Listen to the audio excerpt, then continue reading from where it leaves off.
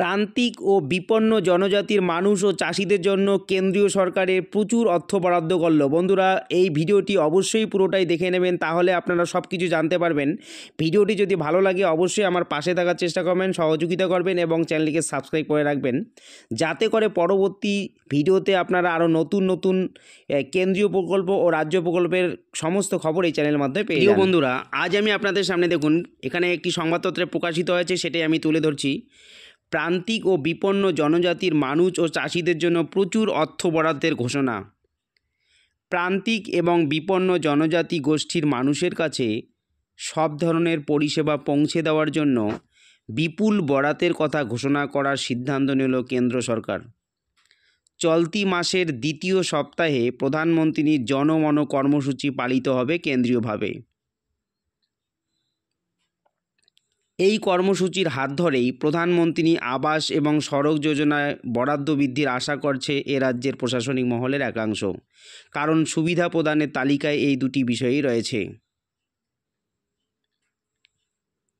পর্যবেক্ষকদের মতে, ভোটে সক্রিয় থেকে কেন্দ্রে বিজেপি সরকার দেশ এবং রাজ্যের গুরুত্বপূর্ণ বিভিন্ন পদে জনজাতি গোষ্ঠীভুক্ত ও পিছিয়ে পড়া অংশের মানুষকে এগিয়ে দিয়েছে।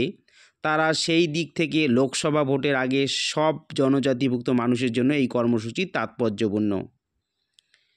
চলতি অর্থবর্ষ থেকে 26,104 কোটি টাকা বরাদ্দ হয়েছে প্রধানমন্ত্রীর জনমনে কর্মসূচির জন্য, যাতে কেন্দ্রের 15,334 কোটি এবং রাজ্যগুলির ভাগে থাকছে 8,768 কোটি টাকা। প্রাথমিকভাবে 100টি জেলায় প্রান্তিক চাষিদের জন্য এই সুবিধার প্রদানের কথা বলা হয়েছে। প্রথম ধাপে আধার কার্ড, জনমন অ্যাকাউন্টের মতো কিছু পরিষেবা দেওয়া হবে। দ্বিতীয় ধাপে আয়ুষ্মান ভারত, প্রধানমন্ত্রী কিষাণ সম্মান নিধি, কিষাণ ঋণ কার্ডের আওতায় আনা হতে পারে।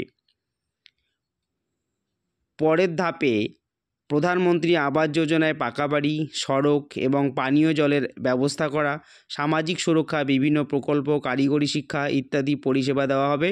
যদিও এ রাজ্যের প্রশাসনের অনেকের দাবি, জনগণের সুবিধার্থে ইতিমধ্যে যাবতীয় পদক্ষেপ নেওয়া হয়েছে।